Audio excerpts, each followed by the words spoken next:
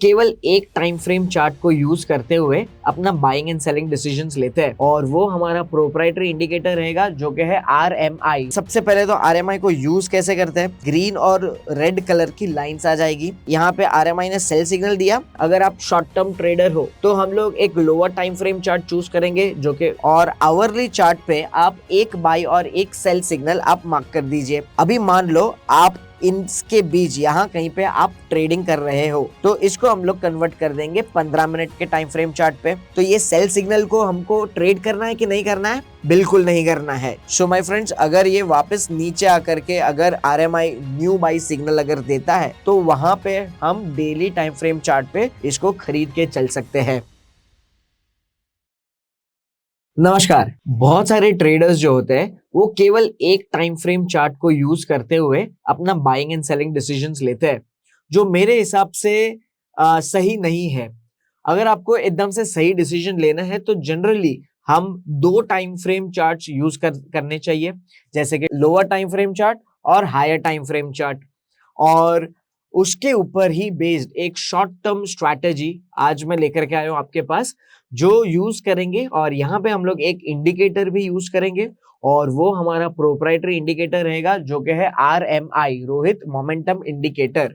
ठीक है, शुरू होने से पहले एक बार ये वीडियो को लाइक और सब्सक्राइब जरूर कर दीजिएगा और फिर हम लोग आगे अभी बात करते हैं।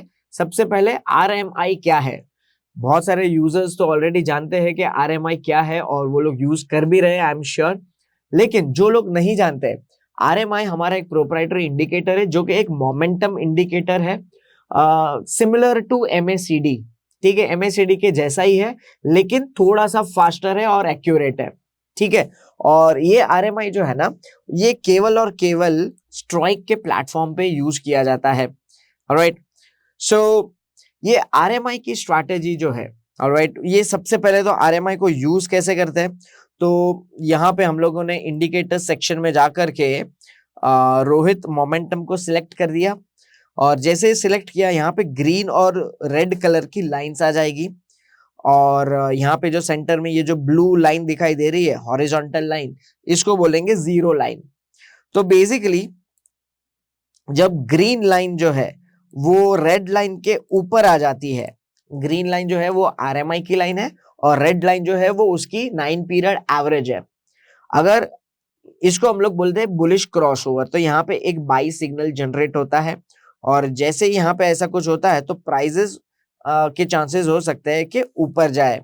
ठीक है, जब भी ग्रीन लाइन जो है वो रेड लाइन के ऊपर जाएगी वहां पे बाई सिग्नल जनरेट होगा, और अगर ग्रीन लाइन रेड लाइन के नीचे चली जाती है, ठीक है, इस तरीके से, तो यहाँ पे सेल सिग्नल जनरेट यहाँ पे ये इंडिकेटर दे देगा। ठीक है, लेकिन आप देखो कि कई बार सेल सिग्नल जो होते हैं, ठीक है, जैसे कि यहाँ पे RMI ने सेल सिग्नल दिया लेकिन इतना इफेक्टिव नहीं था। सिमिलरली वापस यहाँ पे सेल सिग्नल दिया लेकिन यहाँ पे वापस इफेक्टिव इतना नहीं था। तो इफेक्टिव कैसे किया जाए?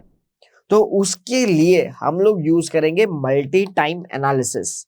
ठीक है, तो मल्टी टाइम में अगर आप शॉर्ट टर्म ट्रेडर हो, ठीक है, तो हम लोग एक lower time frame chart choose करेंगे जो कि 15 मिनट का चार्ट पकड़ लो, और हायर टाइम फ्रेम चार्ट आप आवरली पकड़ लो या 75 मिनट टाइम फ्रेम चार्ट पकड़ लो। ठीक है, तो हमारा लोअर टाइम फ्रेम चार्ट हो गया 15 मिनट का और हायर टाइम फ्रेम चार्ट हो गया 1 आवर का, आवरली चार्ट। ठीक है, नाउ सबसे पहले आप आवरली चार्ट पे जाइए और आवरली चार्ट पे आप एक बाई और एक सेल सिग्नल आप मार्क कर दीजिए। से फॉर एग्जांपल यहाँ पे देखिए, यहाँ पे एक बाई सिग्नल जनरेट हुआ था और यहीं से यहाँ पे इस लेवल पे RMI ने सेल सिग्नल जनरेट हुआ था। ठीक है, अभी माय फ्रेंड्स और एक चीज बहुत खास बात जो ध्यान में रखनी है हमको, कि RMI जो है ना वो जीरो लाइन के ऊपर भी कभी कभार बाई सिग्नल देगा, जैसे कि यहाँ पे। तो ऐसे सिग्नल भी हमको इग्नोर करने हैं। जीरो लाइन के नीचे वाले जो बाई सिग्नल है वो हम लोग सही पकड़ेंगे और जीरो लाइन के ऊपर वाले जो होंगे वो हम लोग सेल सिग्नल मान करके चलेंगे। ठीक है, सो यहाँ पे जीरो लाइन के नीचे वाला एक बाई सिग्नल और जीरो लाइन के ऊपर वाला एक sell signal higher time frame chart, ये 1 घंटे के टाइम फ्रेम चार्ट में हम लोग ने मार्क कर दिया। अभी मान लो आप इनके बीच यहां कहीं पे आप ट्रेडिंग कर रहे हो, तो इसको हम लोग कन्वर्ट कर देंगे 15 मिनट के टाइम फ्रेम चार्ट पे। मान लो आज, ठीक है, आज कौन सा दिन है, लेट्स से 12 मार्च, आज 12 मार्च है और सुबह के कुछ 10:30, 9:30 या 10 बजे हुए हैं, ठीक है। तो करना क्या चाहिए अभी, आपको पता है कि आवरली चार्ट पे आरएमआई ने तो बाई सिग्नल दे दिया। अभी लोअर टाइम फ्रेम पे जब भी ये आरएमआई हमको सेल सिग्नल देगा उसको इग्नोर कर देंगे, ठीक है। रिपीट करूं, अगर हायर टाइम फ्रेम चार्ट पे आरएमआई बाई सिग्नल दे रखा है तो लोअर टाइम फ्रेम पे जितने भी आरएमआई सेल सिग्नल देगा उसको इग्नोर करेंगे और जितने भी बाई सिग्नल दिया उसको हम ट्रेड करेंगे, मतलब उसको हम बाय करेंगे। क्लियर। यहां पे अभी ऑलरेडी बाई मोड में है, ओके, दिन स्टार्ट हुआ है तो अभी कोई ट्रेड नहीं है, ठीक है। अभी यहां पे सेल सिग्नल जनरेट हुआ, तो ये सेल सिग्नल को हमको ट्रेड करना है कि नहीं करना है, बिल्कुल नहीं करना है, ठीक है। इसको इग्नोर करना है, कुछ भी नहीं करना है, ठीक है। उसके बाद भले 2-3 कैंडल के लिए भाव नीचे जाए, ऑलराइट। अभी यहां पे बाई सिग्नल जनरेट हुआ है, तो जैसे यहां पे बाई सिग्नल जनरेट होता है तो यहां पे हम इसको ट्रेड कर सकते हैं, लॉन्ग करना है हमको, बाई करना है, ठीक है, ऑलराइट। और यहां से देखिए ऊपर चला गया, ऊपर चला जाता है। अगर सेल सिग्नल आता है तो इसको इग्नोर करना है। अगर आप इंट्राडे ट्रेडर हो तो यहाँ पे आप प्रॉफिट बुक कर सकते हो, वरना आप इसको ट्रेलिंग स्टॉप लॉस लगा करके इस पोजीशन को आप होल्ड कर सकते हो। जब तक आवरली चार्ट पे सेल नहीं आता है तब तक आप इसको पकड़ के रख सकते हो, कोई दिक्कत नहीं। और जैसे जैसे यहाँ पे फिर से बाय सिग्नल आया या ऊपर वापस चला गया, यहां पे सेल सिग्नल आया, इसको क्या करना है, इग्नोर करना है, ओके। देखिए साइडवेज चला गया और फिर यहां से साइडवेज जाने के बाद दूसरे दिन गैप अप कर दिया सीधा पॉजिटिव, और यहां पे वापस एक बार सेल सिग्नल दिया। क्या करना है, इग्नोर करना है। क्यों, क्योंकि आवरली चार्ट पे अभी भी आरएमआई ने सेल सिग्नल नहीं दिया है। तो जब तक आवरली चार्ट पे सेल नहीं आता है तब तक आप ये पोजीशन होल्ड कर सकते हो, ठीक है। और यहां पे इस दिन 19 मार्च को यहां पे सेल सिग्नल आ गया, तो आप यहां पे भी अभी सेल सिग्नल है यहां पे, यहां पे आप प्रॉफिट बुक कर सकते हो। ओवरऑल आपका जो बाई जो था, यहां से बाइंग शुरू हुआ था, ऑलमोस्ट ये बैंक निफ्टी का चार्ट में 48,100 के आसपास आपका बाइंग हो गया था इधर, और जो सेलिंग हुआ है वो हुआ है ये लेवल के आसपास 49,700 के आसपास, 48, तो 1,700 पॉइंट्स कभी से शुरुआत हुई हमारी 12 मार्च से लेकर के 19 मार्च, गुड पॉइंट्स, करेक्ट। और उसके बीच आपने बाइसेल करके यहाँ पे कर लिया तो और भी अच्छी बात है, लेकिन एक शांति से शॉर्ट टर्म के लिए अगर आप ट्रेड कर रहे हो तो ये 3-4 दिन का ट्रेड इस तरीके से अच्छे से बन सकता है। क्लियर।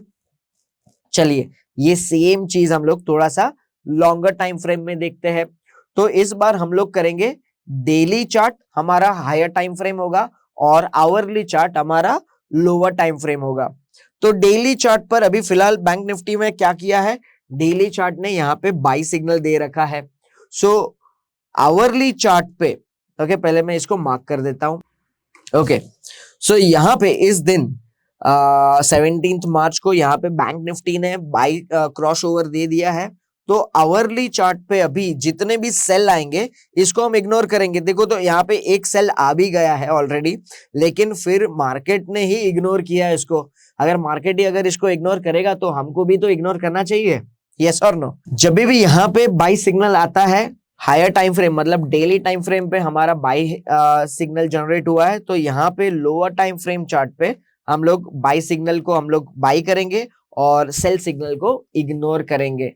ऐसे ही आप मंथली, वीकली या वीकली और डेली ये भी यूज कर सकते हो। और आप एकदम से इंट्राडे ट्रेडिंग करना चाहते हो या स्कैल्पिंग करना चाहते हो तो 1 मिनट और 5 मिनट या 5 मिनट और 15 मिनट टाइम फ्रेम चार्ट भी आप इसी तरह से यूज कर सकते हो। क्लियर।